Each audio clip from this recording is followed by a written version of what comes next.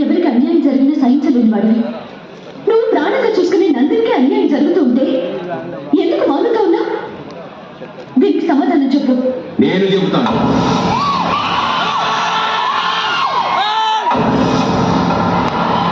ఓడు మాట్లాడుతున్నాడేమిటా ఆశ్చర్యపోతున్నారా?